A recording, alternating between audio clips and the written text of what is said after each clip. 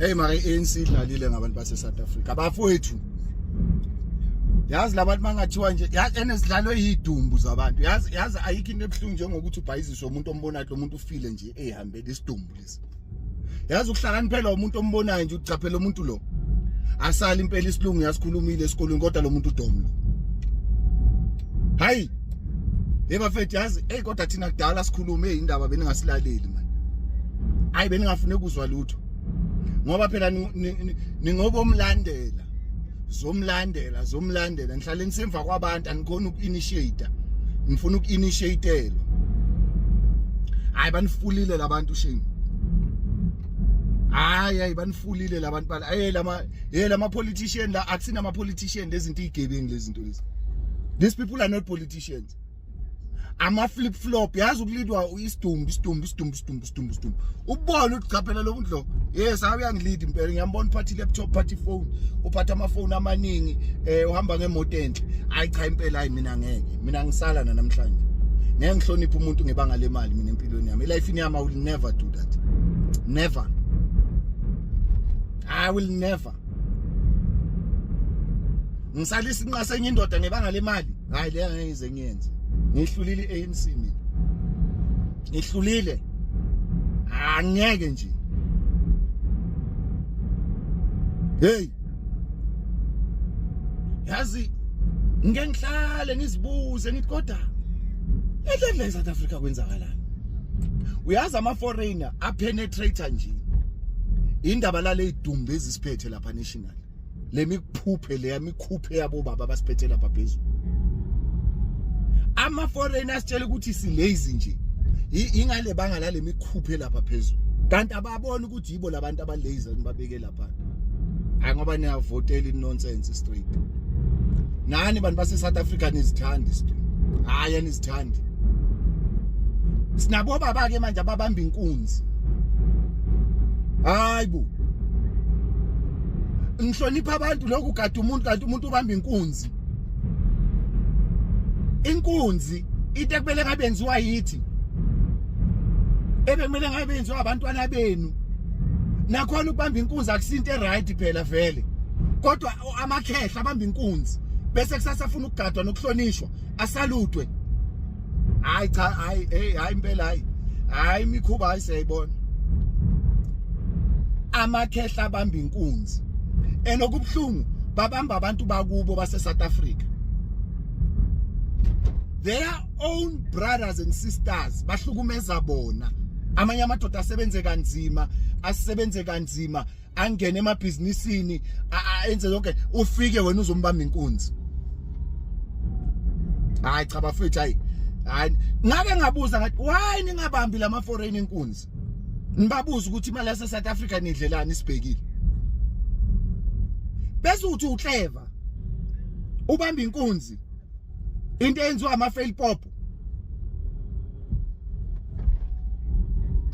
suka ake nimeni kancane hey kunabantu bokuhlonishwa la ngaphandle engisihlonipha umuntu okubamba inkunzi mina umuntu obamba inkunzi literal inkunzi hayi ahlulekile South Africa nibamba abantu bakini maniqeda niclaim ukuthi ninemali nibamba abantu bakini inkunzi niyekela ukubamba ama foreign inkunzi abantu abahlukumeza izwe lenu abathatha umnotho wenu abamosha into ezene ecountry yenu yazini hayi siyabonga bobaba babamba inkunzi onkunzini hayi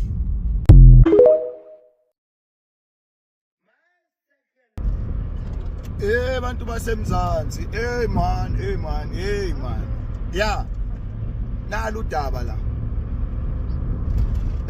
yazi ngihlale ngisibuza lo mbuzo kodwa kithi angeke ngibe nayo i-question i-answer ngi-one it will be always a question to me but with no answer because this thing ithema yenzeka yenziwe abantu base South Africa ngale march eyayiorganizwe ama drug cartels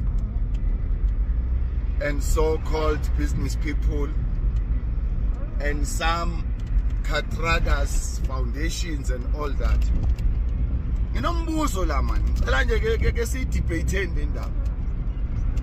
Yona very easy but ayifuna abantu abapersonal and nabantu abavila ukucabanga. Ifuna abantu abane ama-independent thinkers, asifune ama-intellectual on it.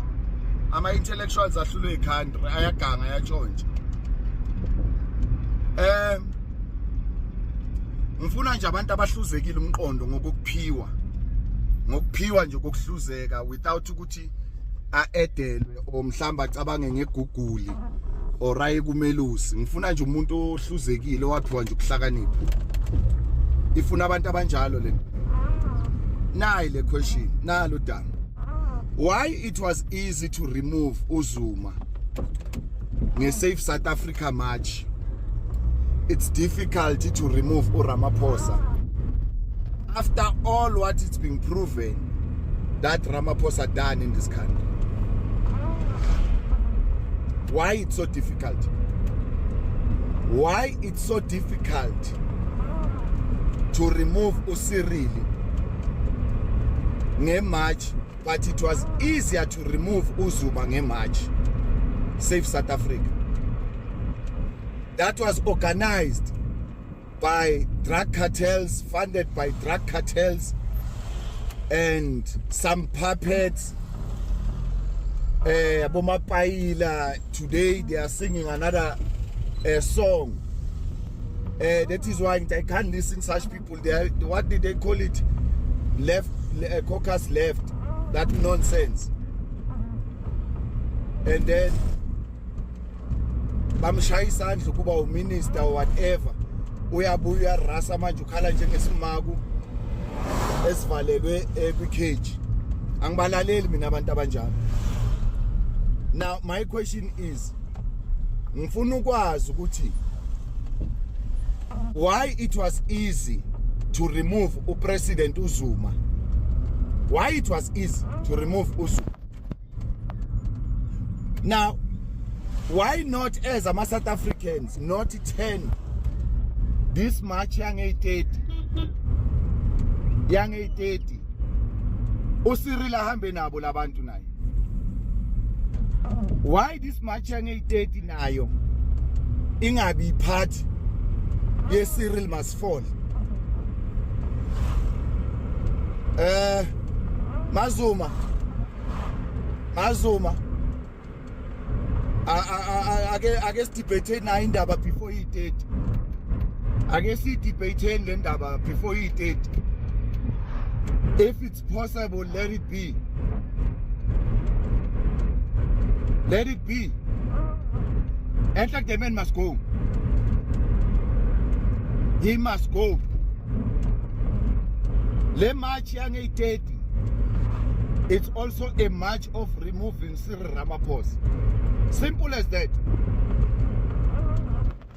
It was easy to remove uZuma nge-Save South Africa.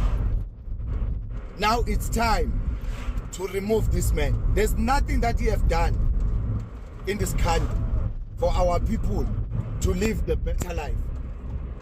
He must go. There's nothing esifunayo kuye sincengayo kuye.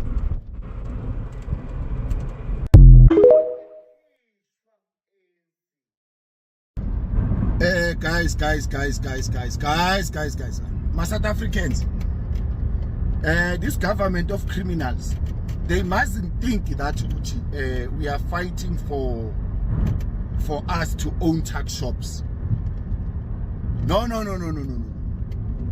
South Africans, our brothers and sisters, they deserve better jobs. They deserve better jobs. We need our minds. We need to be part of any private big business sectors. Look, our brothers and sisters, they went to school. They deserve to get better jobs. We are not fighting for tax shops here. They mustn't think that we are fighting for tax shop thinking that we are fools. We are not fools. They deserve to be part of any big businesses in this country. Mines, they must be part of mines that are busy working zamazamas in our country. Hey, you know, hey, the tax shops, we are going to reserve those tax shops for our grannies, our fathers and mothers who retired. Skhuliswa ama-tax shop. Bomkhulu bethu nabogogo bethu bethengisa be-own ama-tax shops. Abobhuti bethu nabosisi bethu, they deserve better jobs. Kwamele nabo bafile to have their own families, houses, buy cars. They must buy cars. They must like having their own properties. When are they going to feel such? I can see that they are talking nonsense on social media. Hey, what, immigration and what. I suspect this guy is not from South Africa. I think we need to do deep investigation. Bolamula, they are not from here. We need to do a very serious investigation about Bolamula. There is something that we can find. You can't protect foreigners like this as if like you are one of them. This guy, I don't believe so. Lamula is not a South African, guys. No. We need deep dig on this. Even Cyril, we need to deep about this. My South Africans, they mustn't think that you are fighting for tax shops, to own tax shops. Ama tax shops awabogogo bethu ukuthi bakhona ukukhulisa abazukulu nokuthi bakhona ukukhirisa abazukulu. Ama tax shop for us are nothing, but we want them to be owned by our grandmothers and grandfathers as like before. Our brothers and sisters, they deserve better jobs. That's all. We don't want to be undermined here, as if like we are fighting to own tax shops. What is tax shops? Tax shops is for elders.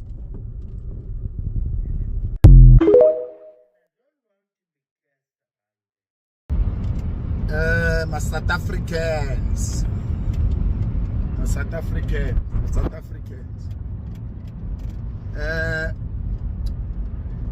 I just want to notice you something, guys, that all of you are not aware of.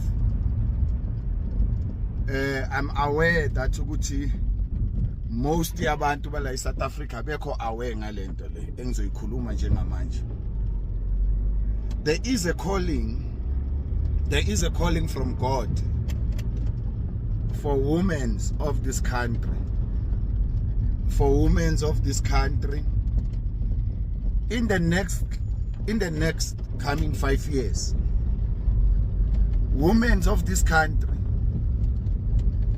40% of them, there will be lawyers and advocates. There will be lawyers and advocates. It's a calling from God. Why? Because nikhumbula ukuthi izinto uNkulunkulu zenza ngendlela yakhe. Khona indlela yakhe yokwenza izinto to hold some accountable. Abantu besifazane bahlukunyezwe kakhulu eSouth Africa. Ngezindlela eziningi. Ngangokuba abakhona ukusphindiselela ngalendlela yokuthi nabo babe in power, bakhone ukuthi ezinye zezinto bazilungise.